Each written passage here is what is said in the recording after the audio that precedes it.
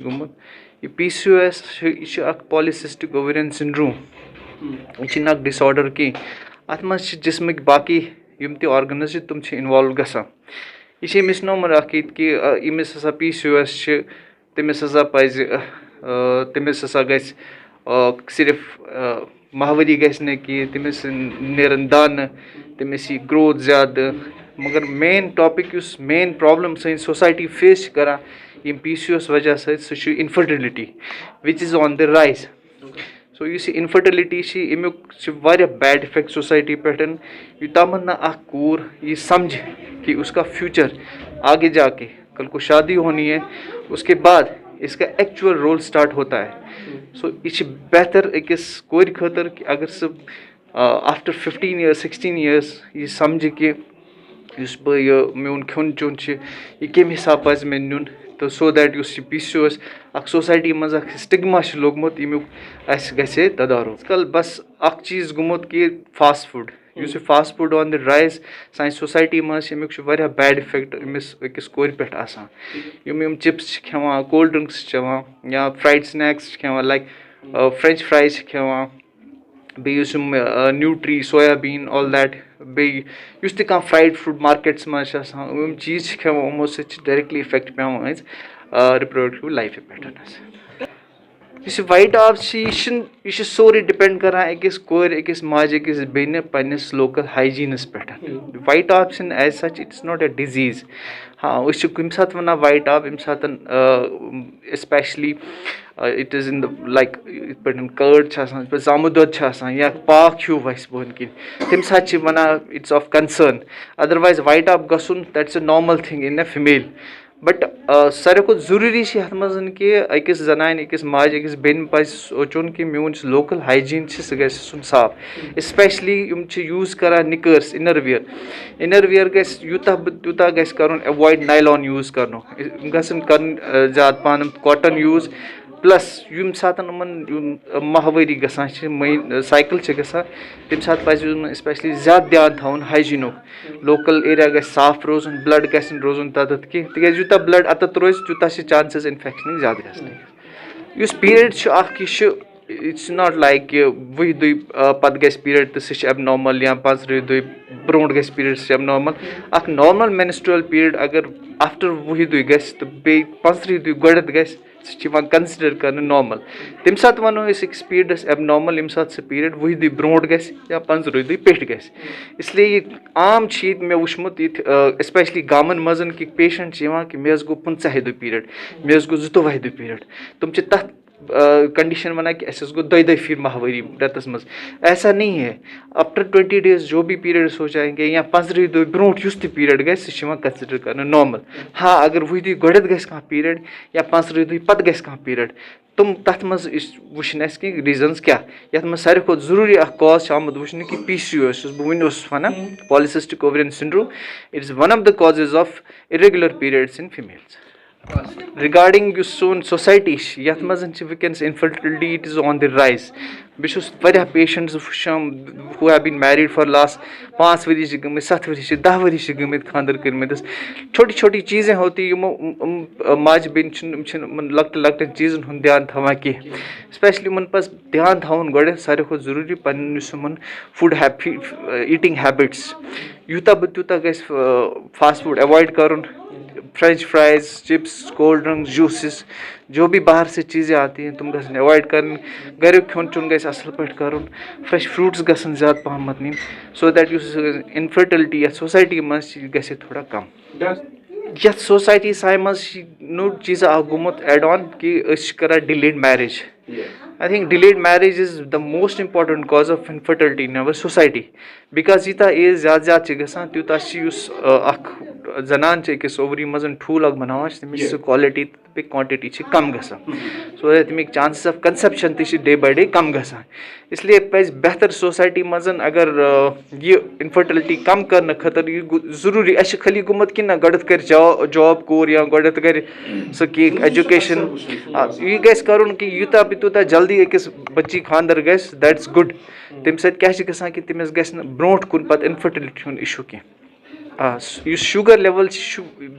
it's a good question sugar level वुचन ज्यादा but अगर तुम वुचो हिस्ट्री अत वार दियो नजर तुम वुचो कि पेशेंट यमिस शुगर लेवल ज्यादा पहम आमत या यमिस नो डायग्नोसिस गमज डायबिटीज यमन कह कुन सात हिस्ट्री रोजम polycystic ovarian syndrome so basic root cause हाँ सोसाइटी मज problem that is PCOS so what we need to do अस पजन पन हीटिंग हैबिट्स बच्चन हंद चेंज कर बिल्कुल हाँ यह ज्यादा पहम गामन मज वुचन आमत कि जनान वन कि पीरियड्स निवा एज अ स्टिग्मा ये कोई ऐसी चीज़ नहीं है कोई गंदी बात नहीं है it's a normal thing they should be proud of their periods menstrual period is a it's there have been there for since the mankind has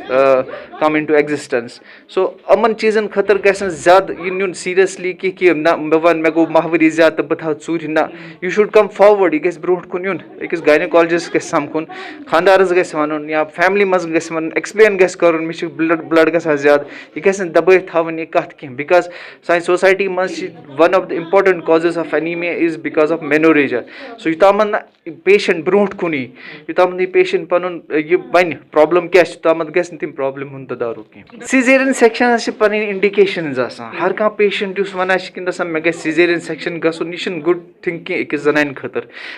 हमेशा रूदमुत नॉर्मल डिलीवरी बेस्ट अकिस जनान खतर साइन सोसाइटी मज यह प्रॉब्लम तम कि आज कल female सह वेसान she does not want to go through that agony of child birth यह गस चेंज गसन तिक आजकल साइन स्टेटस मज सीजेरियन सेक्शन इंसिडेंस रेट ज्यादा as compare to normal delivery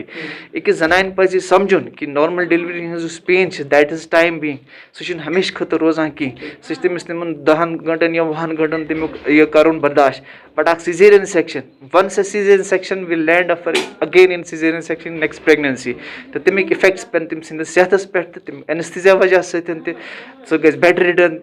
बाकी कॉम्प्लिकेशंस सो दैट बेटर गो कि अकिस जनान पज समझुन कि मे सा गई नॉर्मल डिलीवरी हाँ अगर न तमिस ओबस्टेटिकल कॉम्प्लिकेशंस कह या ओबस्टेटिक इंडिकेशंस कह बेटर गस कि तमिस खतर गस नॉर्मल डिलीवरी मिसकैरेज कि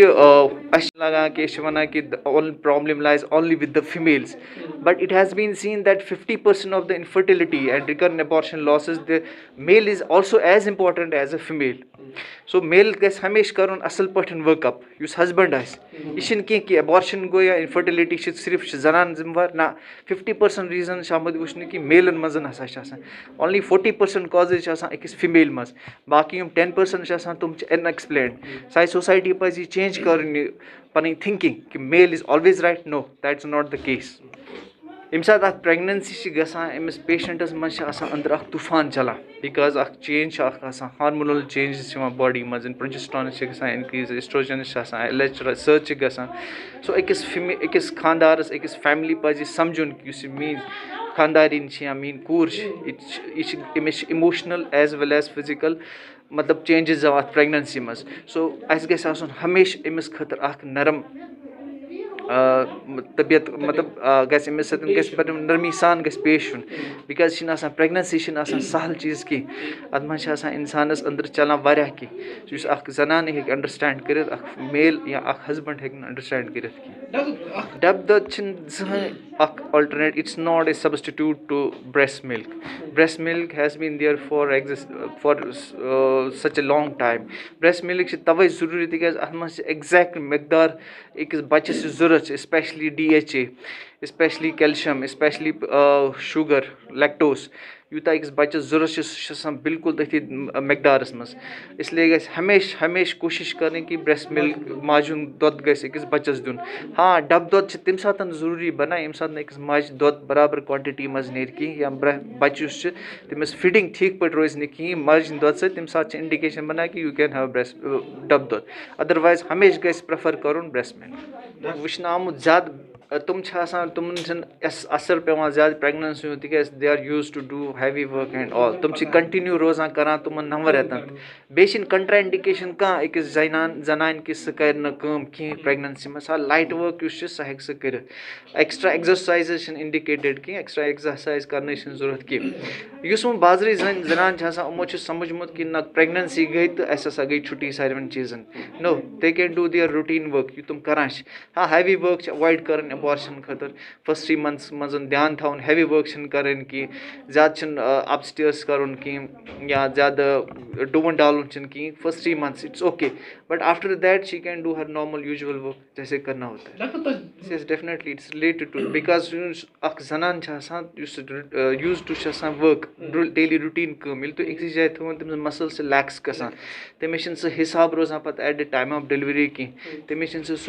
बिकॉज हर मसल्स और लैक्स तम मसल्स टॉप कहीं तमिस सह स्ट्रेंथ आसान मसल कि सह कर पुश डाउन सह कर ट्राई नॉर्मल डिलीवरी खतर इसलिए हमेशा यमो दिमाग मज थोमुत कि सिजेरियन सेक्शन कर that is the only way to get out the baby आचार इज नॉट यह कंट्राइंडिकेशन प्रेगनेंसी इन फैक्ट जनान वेछान प्रेगनेंसी मज तमिस गज दिन कह चीज अवॉइड गसन कर फर्स्ट 3 months ऑफ प्रेगनेंसी मज लाइक मैंगो पाइन एप्पल या पपीता बिकॉज देर आर अत मज कह चीज एबॉटिफिशेंट हम 3 चीज वर यह जनान खुश कर अमिस गि मना कर she can take each and everything except these 3 things simple सी मैसेज ये है कि आप अपनी जो भी फैमिली में आपकी बहन होगी वाइफ होगी आपकी बेटी होगी प्लीज़ सपोर्ट देम उनको इमोशनली ट्रॉमा मत किया करो एंड जो दूसरी चीज़ है इनफर्टिलिटी उसमें ये समझो कि आपकी सिर्फ बेटी या आपकी बहू रिस्पॉन्सिबल नहीं है आपका बेटा भी रिस्पॉन्सिबल है सो इट्स नॉट लाइक कि आपकी बेटी रिस्पॉन्सिबल है हमेशा फॉर इनफर्टिलिटी बिकॉज 50% केसेस में मेल्स रिस्पॉन्सिबल होते हैं तो ये नोशन हमारी सोसाइटी को चेंज करना पड़ेगा जितना हमेशा इनको इमोशनल सपोर्ट देना चाहिए आपकी बीवी को आपकी बेटी को आपकी बहू को